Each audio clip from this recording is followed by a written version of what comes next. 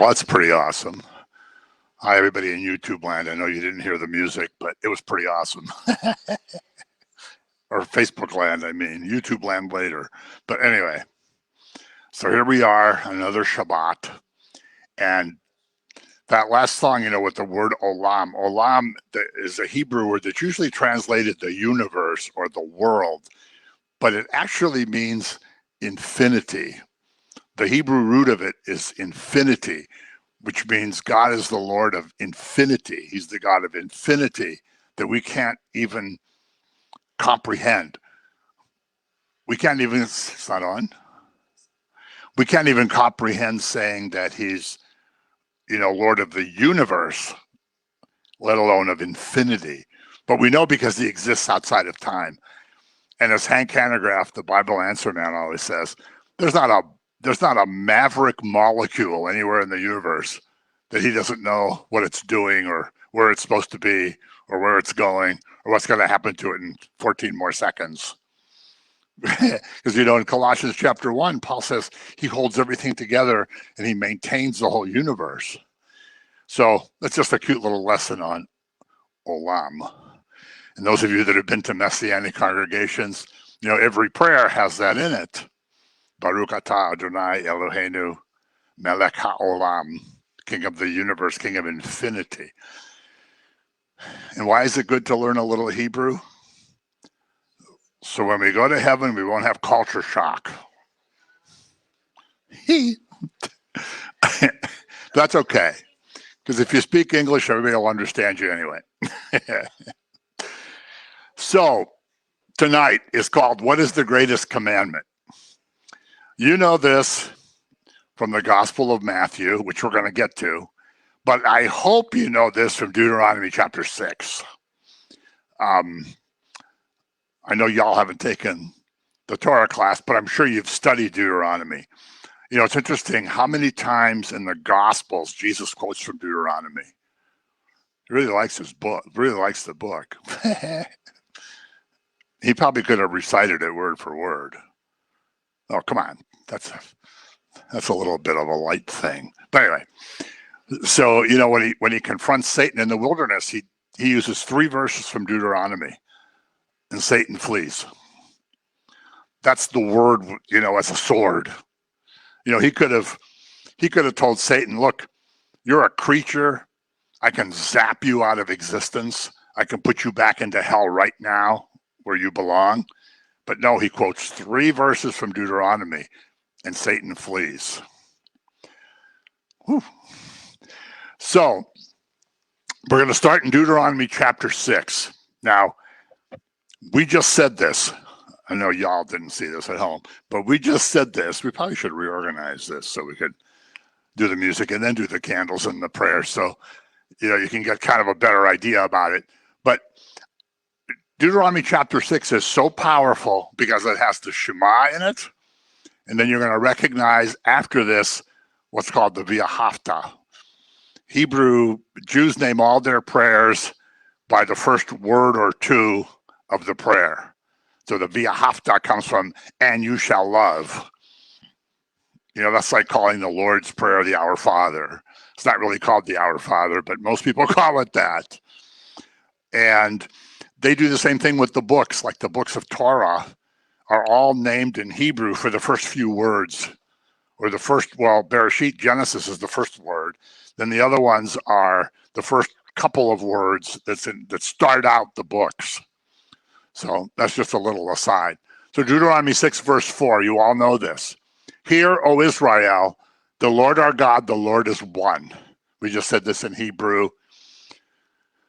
This is so powerful. This is the center of the covenant. This is the center of what made the chosen people different than everybody else. How many gods did the Egyptians have? Hundreds. How many gods did the Greeks have? Hundreds. How many gods did the Romans have? Hundreds.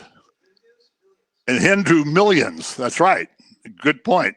Because in Hinduism, everything is God. So the camera is God, and this shawl is God, and that speaker is God. And man, that makes your prayer life pretty tough.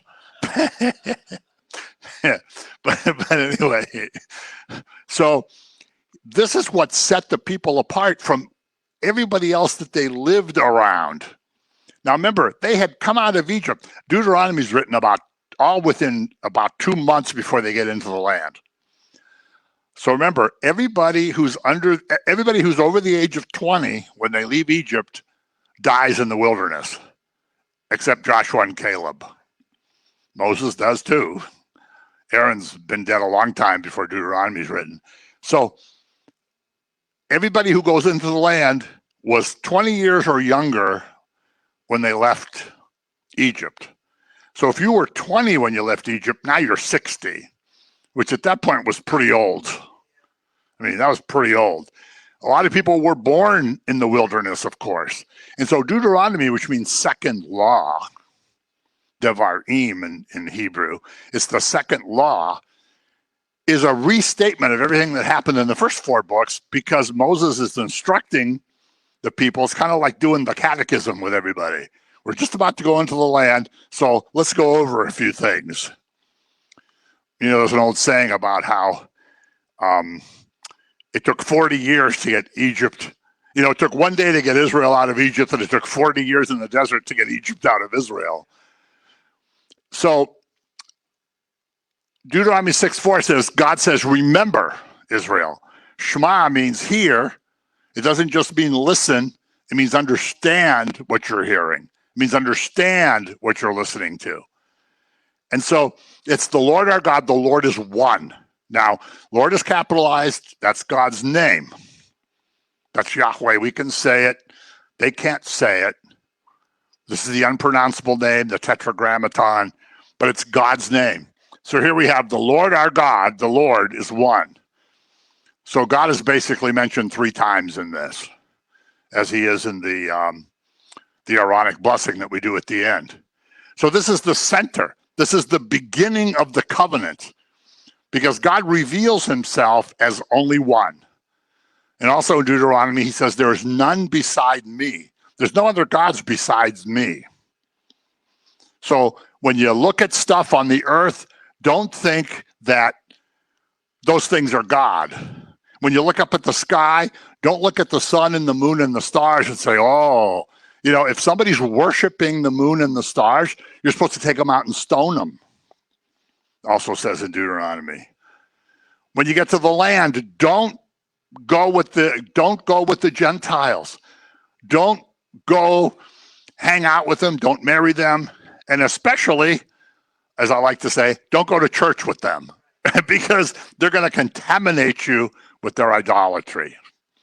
So the covenant is, I'm God and you people are unique. How does that apply to us? We're the church. We're unique.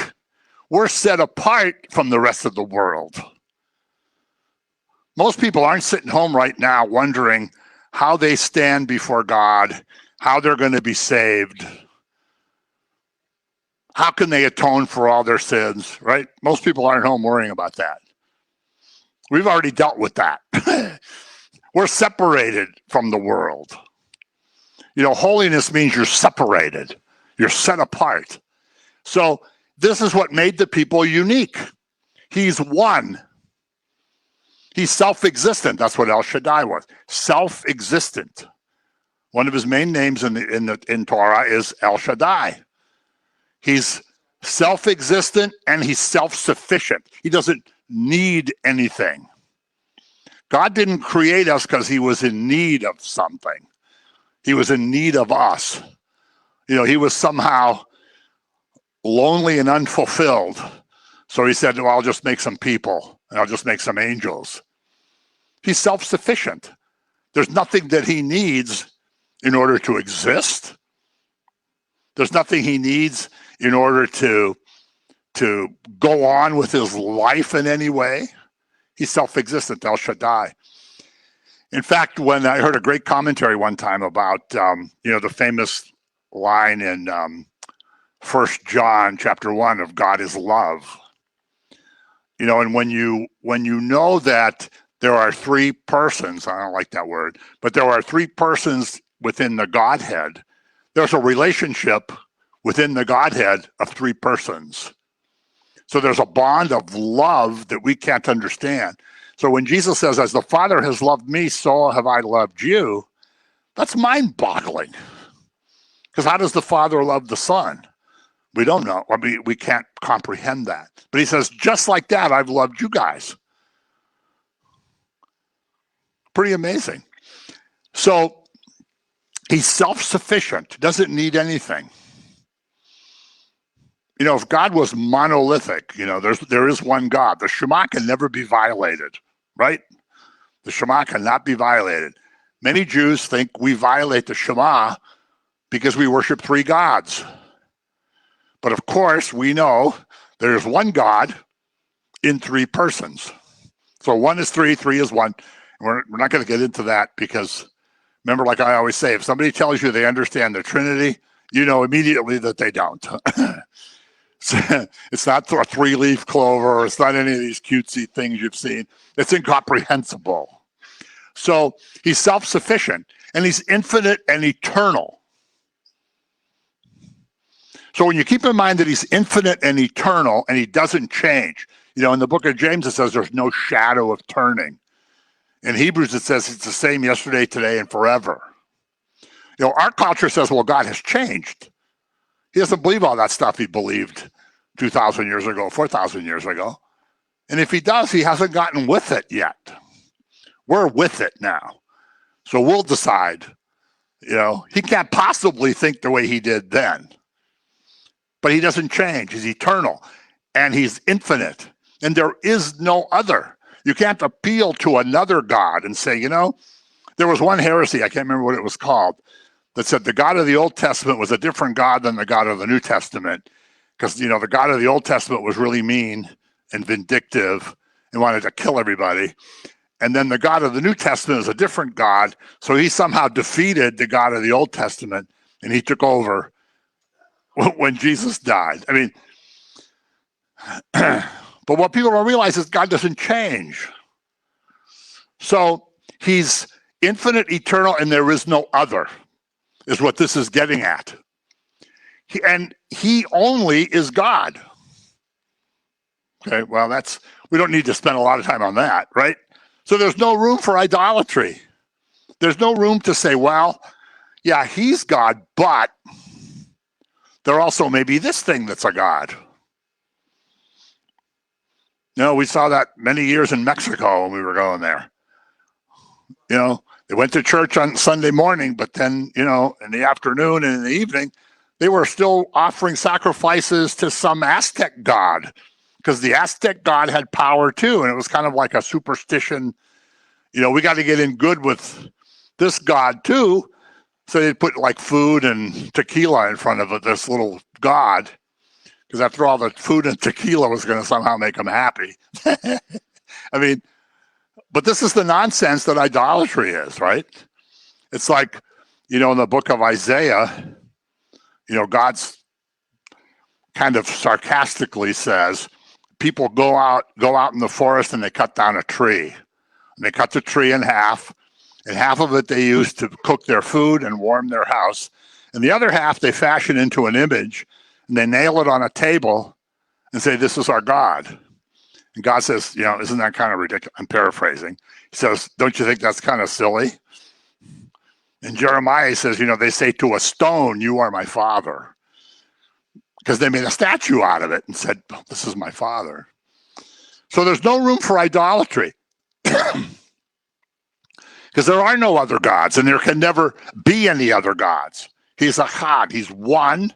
He's one in being, but he has some plurality in him, which also comes from Echad. There's something about Echad that isn't a monolithic one. It's a one like a bunch of grapes.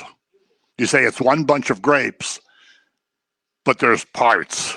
God doesn't have parts, but you know what I mean. So the word is, he's Echad, he's one, and that can never be violated. So when Jesus says the Father and I are one, then he says another paraclete is coming. These are distinct people. The Father's distinct. The Father's not the Son. The Son's not the Spirit's not the Father.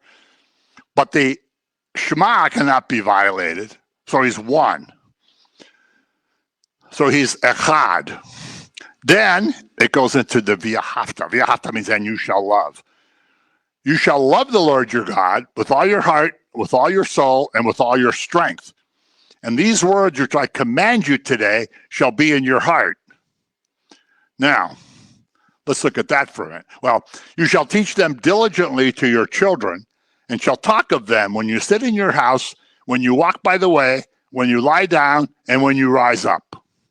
You shall bind them as a sign on your hand, and they shall be as frontlets between your eyes. You shall write them on the doorposts of your house and on your gates. We just recited that. That's recited every Shabbat, every Saturday morning at the synagogues. Right? Rhonda and Dale can tell you about that too. Every Saturday that's recited. The Shema is said in the morning when you get up, when you go to bed, and if you know you're going to die in the next 38 seconds, you say the Shema just before you die, because it connects you to the one and only God.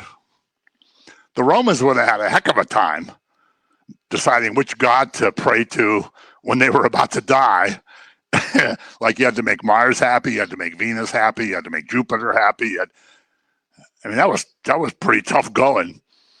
But the Jews just said the Shema. The Christians basically said the Shema because they know that there's one God.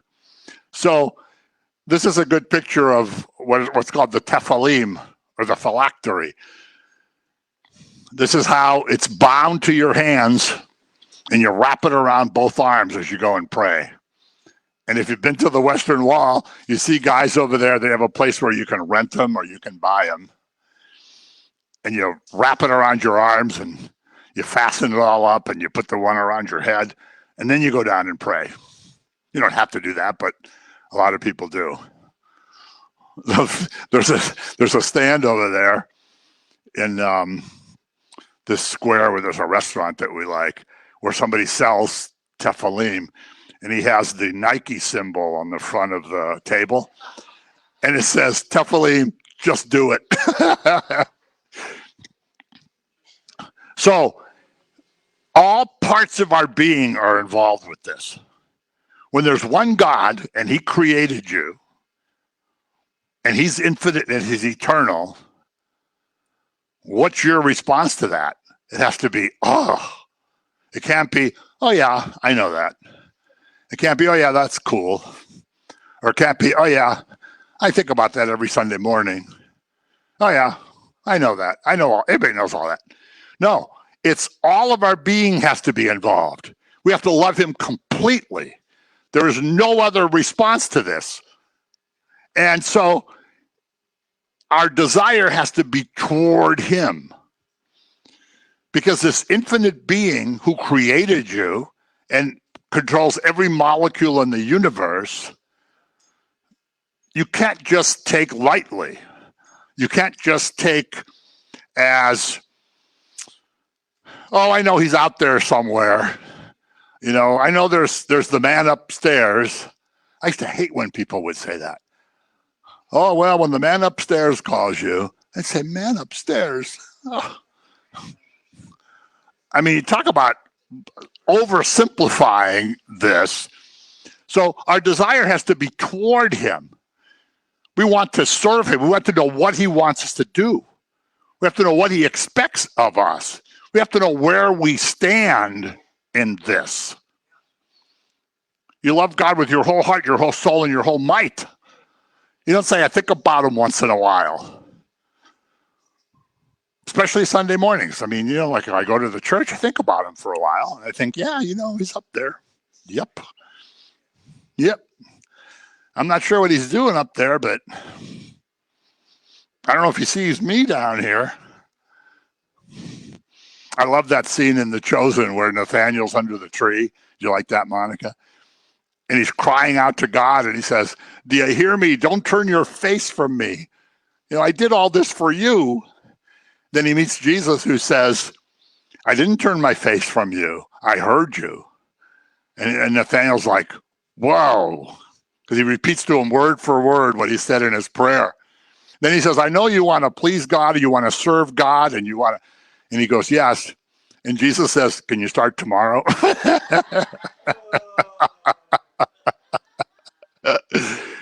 So we want to serve him. We understand who he is. That's what the Shema and the Via have to tell us. We understand who he is. It's different than what the pagans did. Why did the Jews not like the Samaritans? Well, because the Samaritans had the Torah. They didn't have the prophets. They had the Torah. But they believed that God, the God of Israel, was God there, but there were gods in other places too. So like the Assyrians had gods, they had gods, the people over there had gods, the people over there had some other gods. There were all these different, maybe their God was the most powerful one.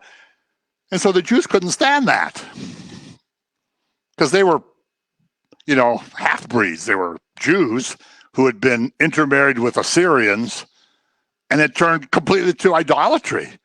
And they had the laws of Moses. I can never figure all that out, but it doesn't matter. So we understand who he is. So what does this mean?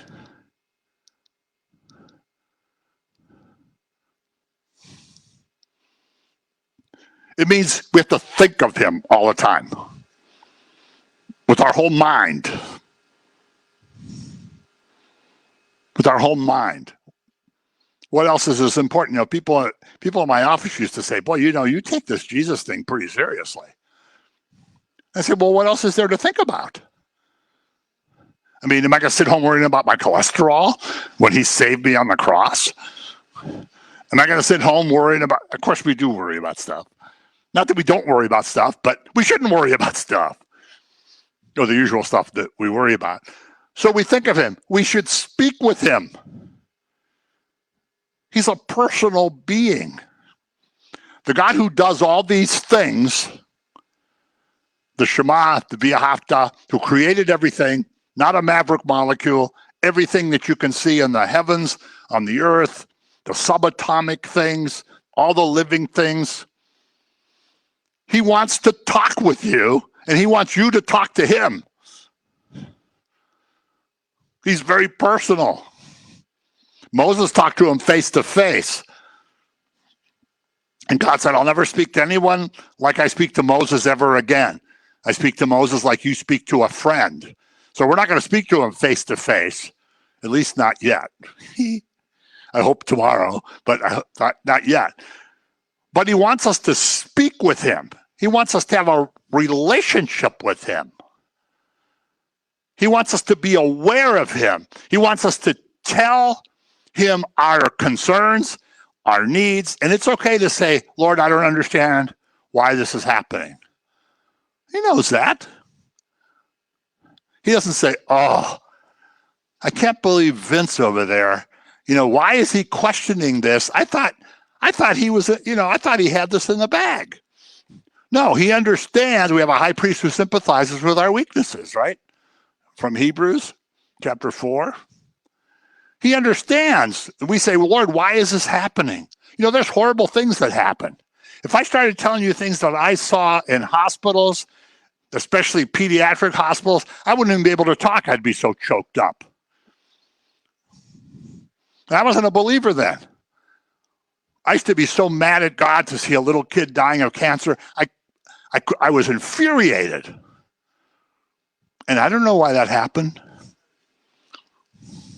I don't understand. Maybe someday in heaven, one of those kids is going to say to me, I was that little boy that you saw that day. And, I don't know. But and he wants us to listen to him. Most of the time when we pray, we go on and on and on. We treat him like a cosmic bellhop. Give me this, give me that. Let this happen, don't let this happen.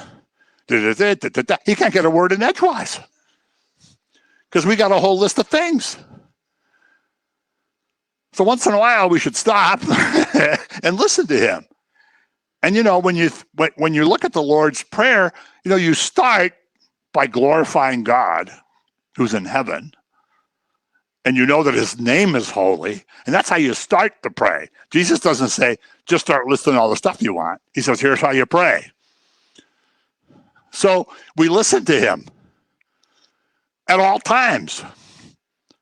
Not just Sunday mornings, not just, oh, I'm saying some prayers this evening, so I'll listen to see what he has to say. But I'm going to try to listen while I'm driving my car, while I'm sitting watching some thing on TV, while I'm reading something, while I'm taking the garbage out, while I'm painting the house or, whatever. You're going to be listening for him. I always get a lot of blank faces when I say, you know what, the Holy Spirit will tell you what he wants you to do. And people look at me like, he's never told me anything. But I always say, well, if you don't hear him saying anything, you're not listening. Not going to be a booming voice. It's not going to be written on the walls of your house. It's going to be a still small voice, but you have to listen to it. You might even have to shut the TV off once in a while. You might even have to put your cell phone down. I mean, I know that's incomprehensible nowadays, but at all times. And it has to be a sincere love, not just in words. Oh yeah, love them. Yep. Most people wouldn't say, yeah, I love my spouse. Yeah, I love my wife. Yep. Of course, yeah, I do. That wouldn't be very convincing. Yeah, I like my kids. Yeah, I kind of love my kids. No, it has to be sincere. It can't just be in a word. In Isaiah, God says, these people give me lip service. That's where we get the name. They give me lip service, but their hearts are far from me. Oh, yeah, Lord, I'm praying. I'm saying the prayers. Yep, saying the prayers. Okay, are we done yet or what? Like, how much longer is this going to go on? How long do I have to pray? Is it 7 minutes? Is it 70 times 7 minutes? Can I pray in 38 seconds and just have it be done with? It can't just be lip service. It can't just be in word. Jesus even quotes that passage from Isaiah. He says, how well Isaiah wrote of you hypocrites. So you give me lip service, but your hearts are far from me. So it's not lip service. The Hebrew means all our inner being is involved. Not just our lips, not just our brain, not just our hands if you pray with your hands, and whether you fold your hands or put your hands like that, whatever it is. But all our inner being has to be involved. Because this is the natural response to the Shema. It's the natural response to an infinite one who created everything, governs the whole universe, and created you. It's the only response to use our whole inner being. It's not just a statement. Yep, I believe and I love him. Any other questions?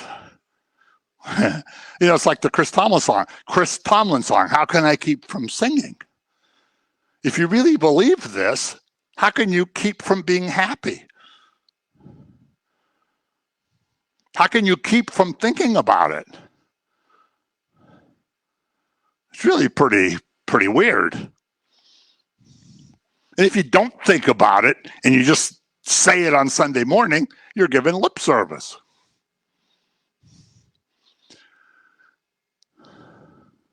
So it's intense and it's superlative, as we just sang from Psalm 103. All that is within me blesses his name. This is the idea of the Viahafta. With our whole strength, with our whole mind, with our whole being. Everything that's in me is going to bless his holy name. Do y'all know who Tony Evans is? Yeah, Tony Evans. I love Tony Evans, but he did this great teaching one time where he's a big Dallas Cowboys fan, lives in Dallas. And he says, people will get up on Sunday morning really early. They'll drive an hour and a half to the stadium, and they'll sit out in the parking lot, and they'll eat stuff, and they'll drink beer, and they'll talk about football. And then the gates will open up, and they'll go inside, and they'll buy some more food, they'll buy some more beer. And, for a couple hours, they're waiting for the game to start. Then the game starts. The game goes on for 3 hours. Then when the game is over, they sit around talking about the game. Then they drive an hour and a half home, and they put the TV on so they can see the commentary about the game they were just at. So they invest like 12, 14 hours into this football game, but they don't want to spend an hour and a half in church, or they don't want to spend 14 and a half seconds saying a prayer, but they'll invest the time in everything else. Nothing wrong with going to football games. Don't send me nasty emails. Nothing wrong with going to, but you know what I mean. I mean, I went to a World Series game once. I was so excited I couldn't even stand myself. So he's our all, so he has to have our all. You know, we sang in that song, we're living sacrifices. Paul says, you know, we're living sacrifices. You know, we don't kill the lamb, we don't kill the goat, we don't sprinkle blood, but our lives have to be a sacrifice. Because if he's our all, then he has to have our all. Because this powerful being that we're talking about can't just have our attention for an hour and a half on Sunday morning, or 15 minutes, you know, saying a prayer before we go to bed. 15 seconds saying a prayer before we go to bed. Has to have our all. And it says you have to teach this diligently to your children. The Hebrew means you continuously do it. You don't say, hey kids, you know there's God, there's one God, and you have to love him. Did you get that? Yep. And then 5, 6, 10 days later, you say, hey kids, remember, there's one God. He made everything. You have to love him. Okay. Then a month later, you say, hey kids, remember what I told you? No, it says you do it continuously. You teach it to your children continuously. That's how important it is. It's just as important as look both ways before you cross the street, or you're going to eat your peas whether you like it or not. You have to do this continuously. And you have to talk about it all the time during all your normal activities. It says when you're lying down, when you rise up, when you're walking by the road. You could go on with when you're eating your meals, when you're washing the dishes, when you're sweeping the floor, when you're getting in your car, or horse, or mule, or donkey cart, or whatever. In all your normal activities. You can read that again. I don't want to keep putting up the slide. But all those things that are mentioned in that passage have to do with your normal day-to-day life. You could say when you're cooking and so forth and so forth. It's so important that you talk about it all the time and you get your children to think about it.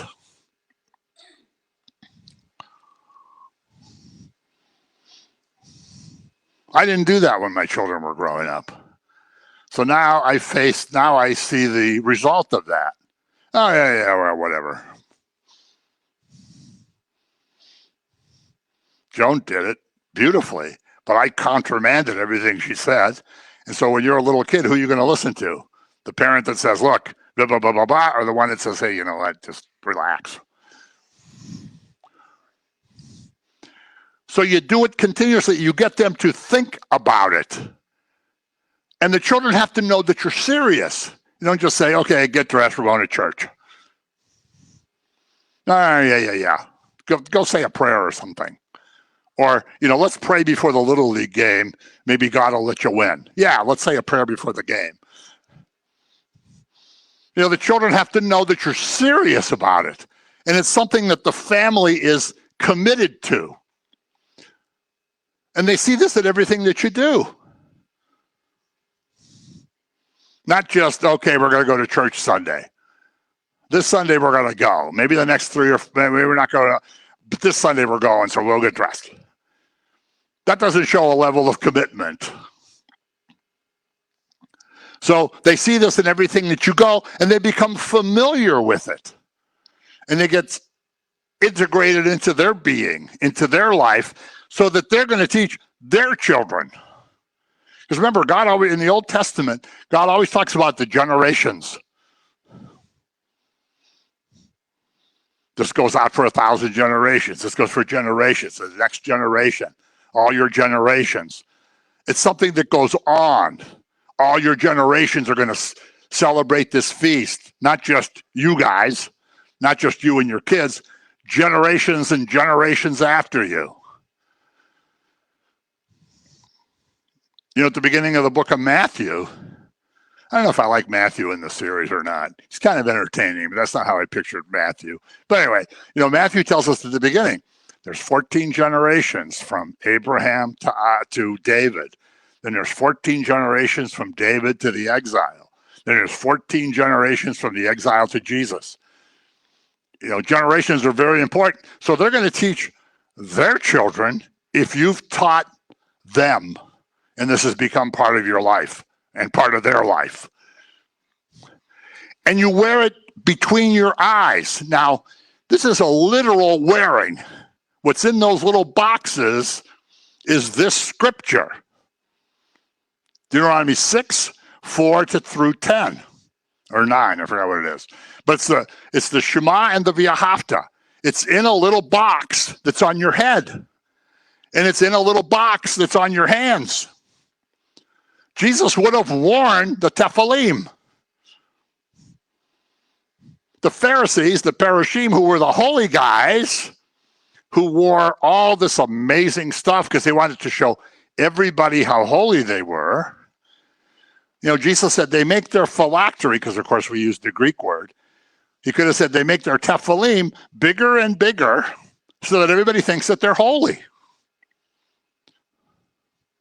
So if you're some, you know, guy who's working at the fish market and you see a couple of Pharisees coming, and they got on all these beautiful robes and they got this big phylactery on their head, and you go, wow, look how holy that guy is.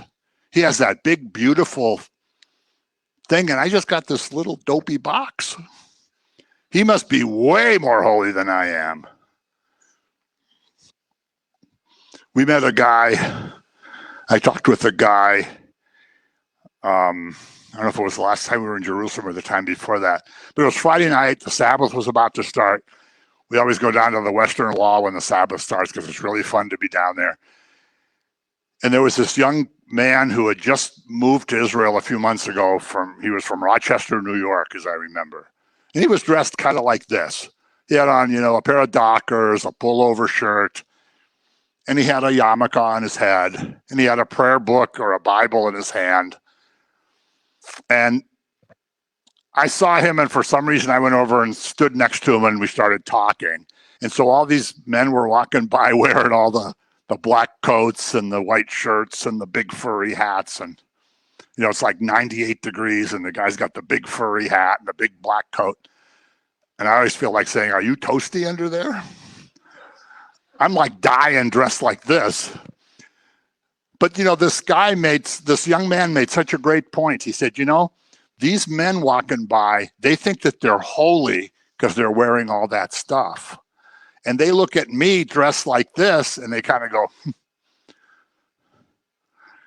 And I said, well, you know, Jesus addressed that in a teaching. And he said, he did?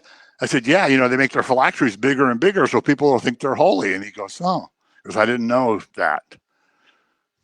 Because this guy had the same question. Those guys don't think I'm holy because I'm dressed like this. I don't have all the stuff on. You know, those Pharisees, imagine how those Pharisees looked at Jesus and the apostles. What a bunch of losers. Look at them. Not only do they look sloppy, they got this weird braid in their beard that we don't have. They have an accent. You know, like the servant girl said to Peter, even your accent gives you away.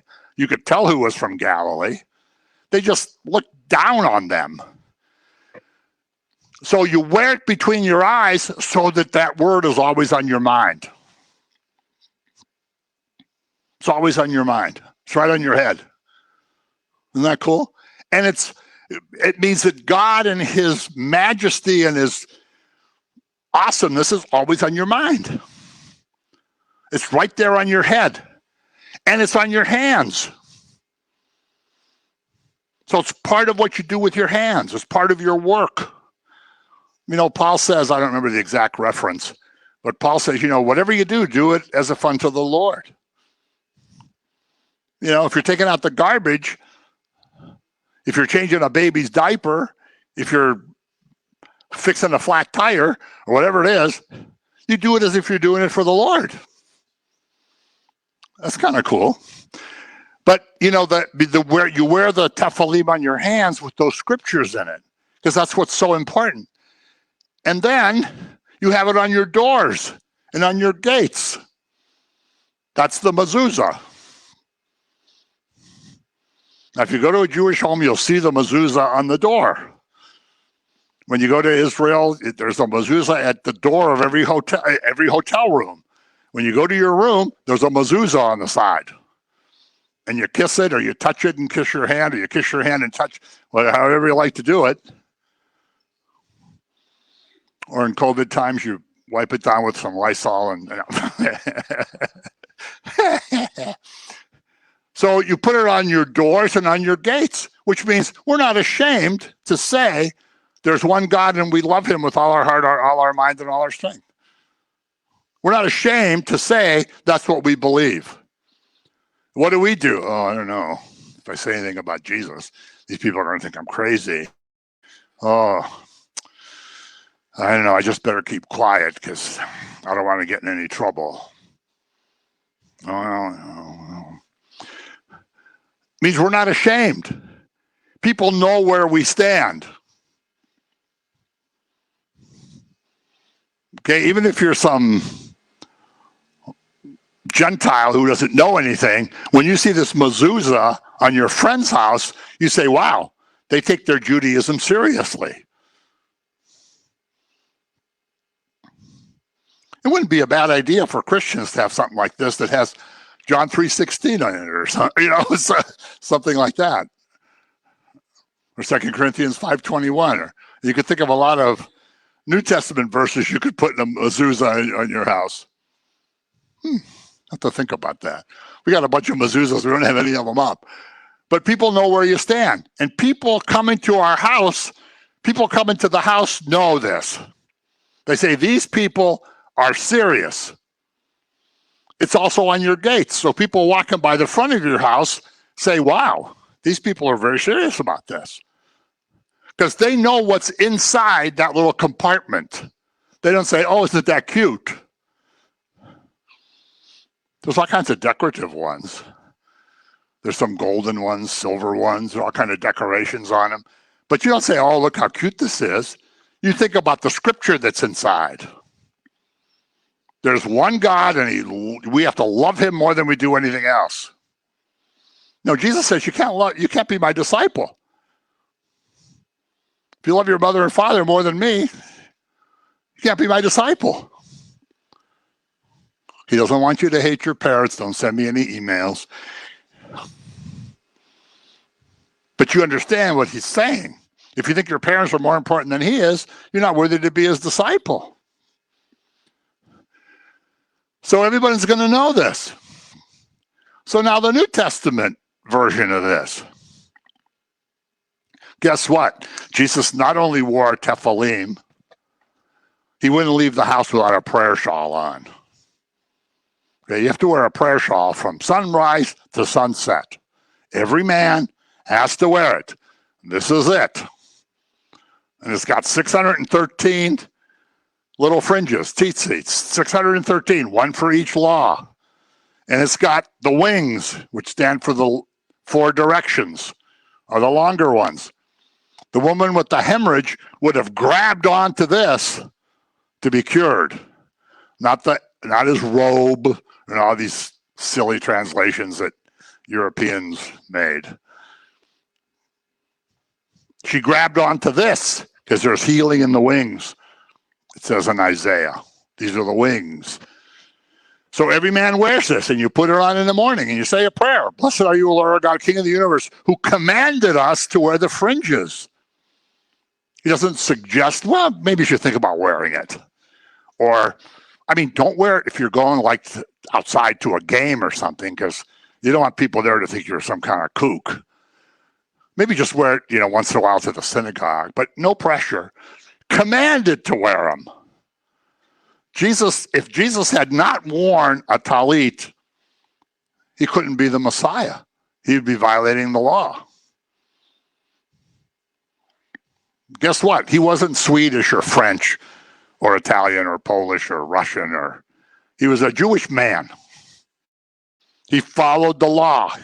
He submitted himself to the covenant, as we've learned here many times before. So now, here's these pesky religious leaders. Isn't it interesting? Pharisees are a good example of so many human power structures. Their name means the set apart ones, which means they're holy. Nowhere in the Torah, nowhere in the prophets, nowhere in the writings does God say, I want you guys to set apart a group of guys and call them Pharisees. They set themselves apart sometime just around a little bit before the time of Jesus is when Pharisees show up. They made themselves the set apart ones. They declared themselves to be holy. When you declare yourself to be holy, very dangerous ground. It's like some of these kooks that are on TV now saying, don't worry about the 10 Commandments. That's the law. We're not under the law. Oh, really? That's interesting. So I can be a believer and I can steal and I can blaspheme and I can commit adultery and I can do all these other things and God's not going to care? That's pretty dangerous thinking, I think. So these guys set themselves apart. But when the Pharisees heard he had silenced the Sadducees, now you remember Sadducees didn't believe there was a life after this one. So why in the world they would learn the Torah and prophets and do all the rituals if you don't think there's a life after this one is beyond me? What would be the point? Paul says we might as well eat, drink, and be merry if there's nothing after this. We get that saying in our language. Well, might as well eat, drink, and be merry. If this is it, then you're 6 feet under and you're done.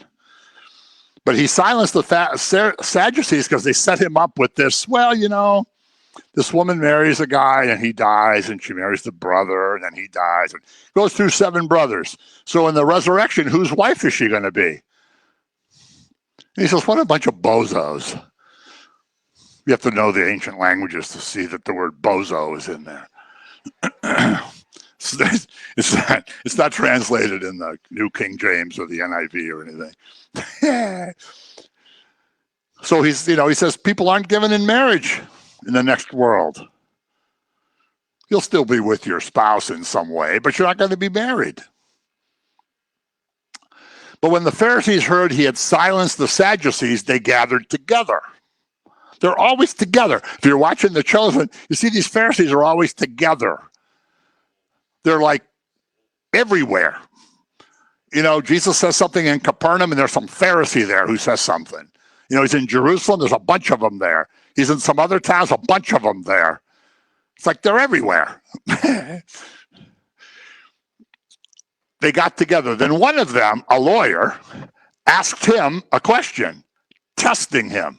Now, was this guy asking Jesus a question to learn something? No, he was testing him. Well, let's just see. You don't even keep the Sabbath. You look like pretty much of a mess. These guys hanging around with you are a disaster. So let's just ask you a question. You can see the kind of snide sarcasm involved. Saying, teacher, okay, rabbi. You would have called Jesus rabbi when you addressed him, because a rabbi is a teacher. In our time, in our experience with Judaism, a rabbi is the head of a synagogue. Well, a rabbi is a teacher. So there were many teachers who had disciples, and they were all rabbi. And there were heads of synagogues who weren't necessarily rabbis. And of course, in the temple, you had the priests, not rabbis. But anyway, they would have said, Rabbi, which is the greatest commandment in the law? Now, there's 613 laws. So the test is, which is the greatest? So if he says, love, if he says there's one God, you say, well, how about the rest of them? If he says honor your father and your mother, they say, well, wait a minute, what about? If he says don't murder, then wait a minute, what about? Don't covet, wait a minute, what about? So it's a test. Which is the greatest commandment? These lawyers dealt with all the applications of the law. I mean, these guys knew all the law. This is all they did. And the ultra-Orthodox today, this is all they do. They don't work. They don't serve in the military. People are getting kind of tired of that now. It's like everybody else has to go in the military, but because they're studying and praying, they don't have to go in the military. And you say, wait a minute, how come I have to go and those guys over there don't have to go? So those people are starting to get kind of tired of that now. And I think with good reason. And like I always say, they should have a part-time job to support themselves. If you want to do ministry, that's fine, but you should support yourself like Paul did. Anyway, that's another story. So they dealt with all these applications, and they loved to debate. You sat around, once you were 13, a woman could never debate. I mean, that's out. Okay, women could not do anything. A man, once you were 13 years of age and you were bar mitzvah, then you had the privilege of debating the scripture and reading the scripture and talking about the scripture, right? So they love to debate. But now they just try to trap him. They're looking for things they can use against him, because after all, he healed somebody on the Sabbath. This is horrible. His disciples picked some grain on the Sabbath. This is horrible. So now let's see what he says. So what does he say? Jesus said to him, look what he quotes. You shall love the Lord your God with all your heart, with all your soul, and with all your mind. This is the first and greatest commandment. He quotes the V'ahavta. Not all of it, but the important part of it. He says, you guys are wearing this on your head. You guys are wearing this on your hand. You guys say this every Saturday morning. You say the Shema every morning, every evening, and probably during the day. And you're asking me, what's the greatest commandment? He could have said that, right? But he's putting it in front of them. Here it is. You guys are wearing this. And you're asking me? Yikes. And the second is like it. You shall love your neighbor as yourself. On these two commandments hang all the law and the prophets. This is what it's about. You love God, you love your neighbor. This is what the prophets are about. This is what the commandments are about. This is what the Torah is about. Jesus adds about he's getting to the point where love is the fulfillment of all the law. And like we said earlier, love is why we were even created.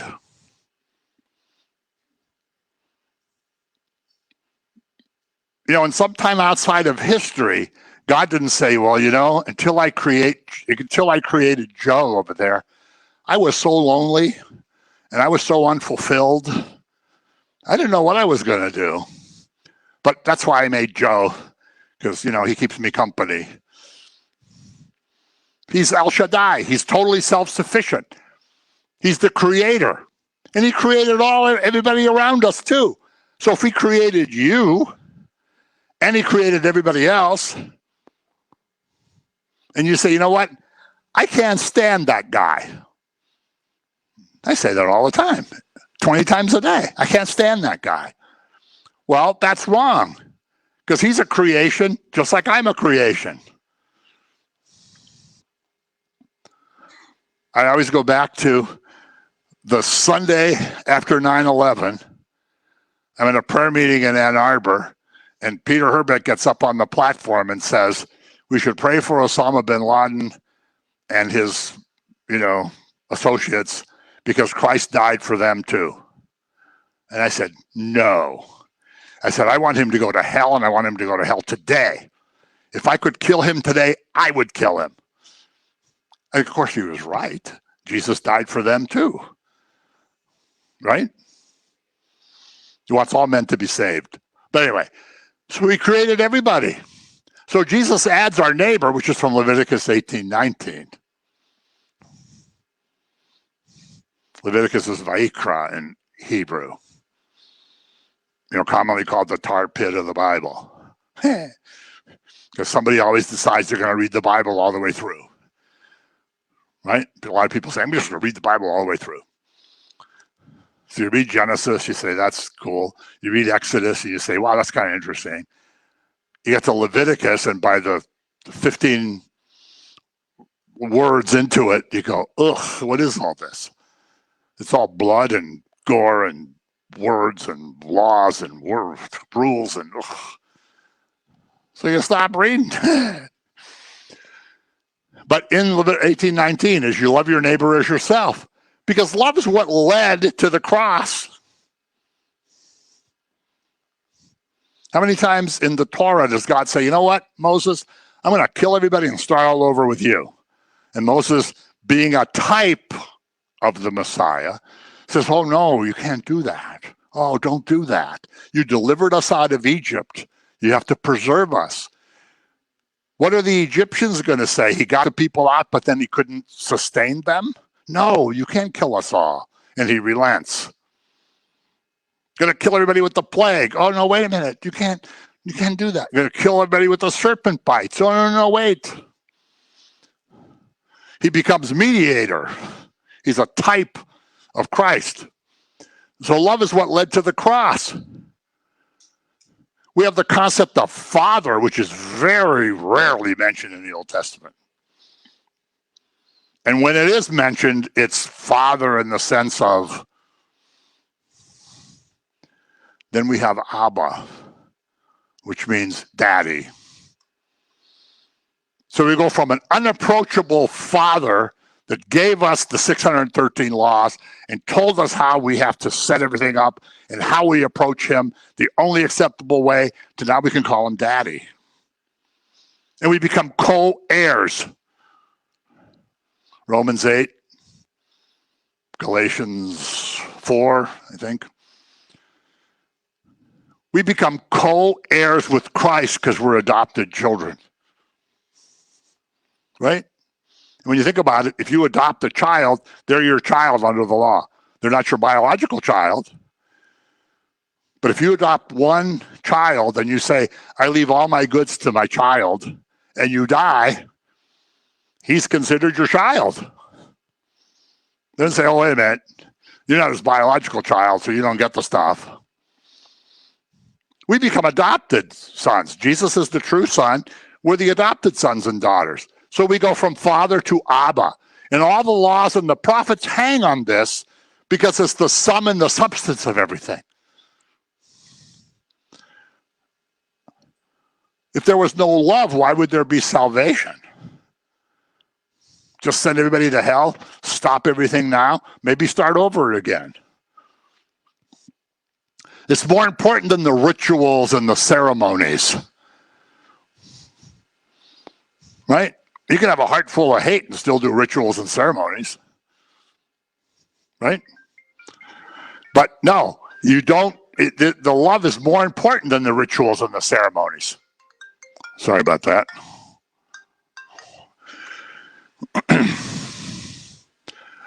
And so, as he says, love is the end of the law.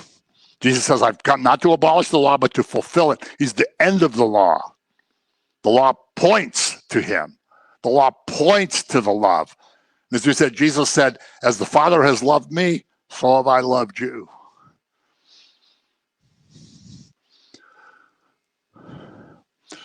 So this word is so important that it involves your whole being, as we said. You teach it diligently to your children. You talk about it during all your daily activities, and you even wear it. Constant reminders.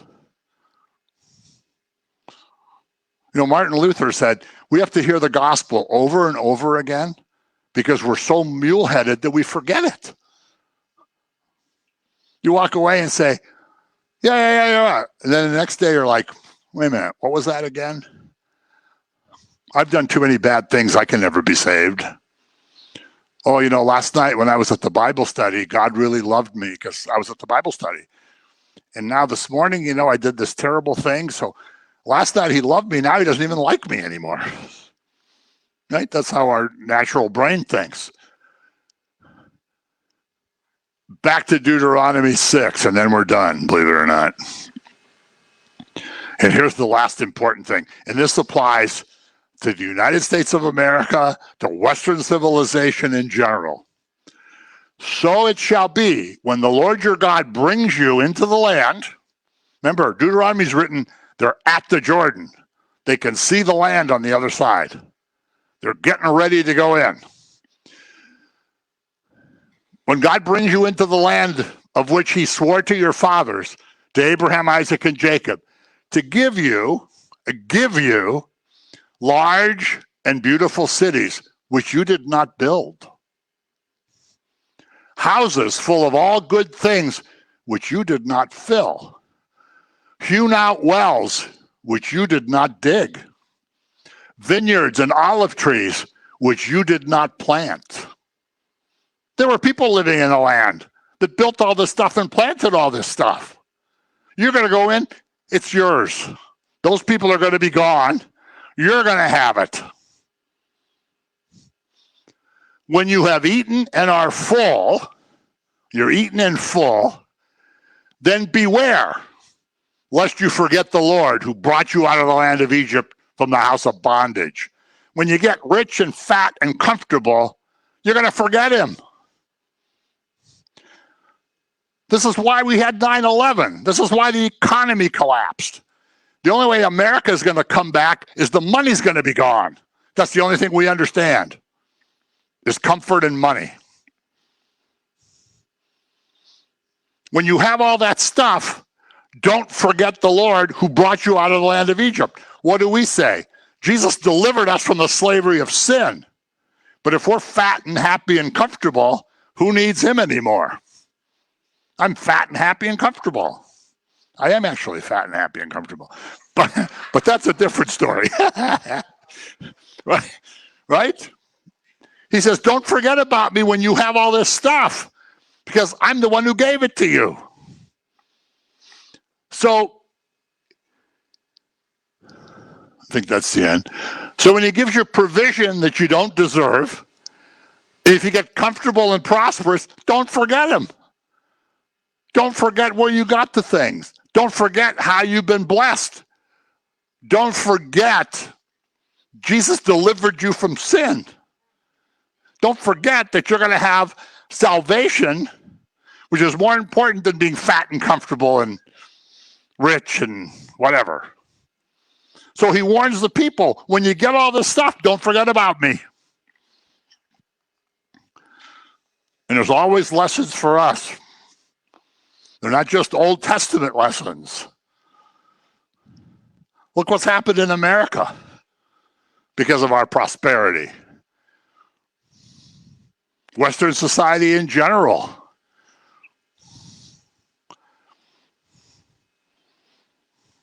Now, for those of you here that are Catholic, you might remember John Paul II said the church in the West is very weak because they're comfortable, they're prosperous, and they've never been persecuted. Until now. Now we're going to see it. But anyway. Whew.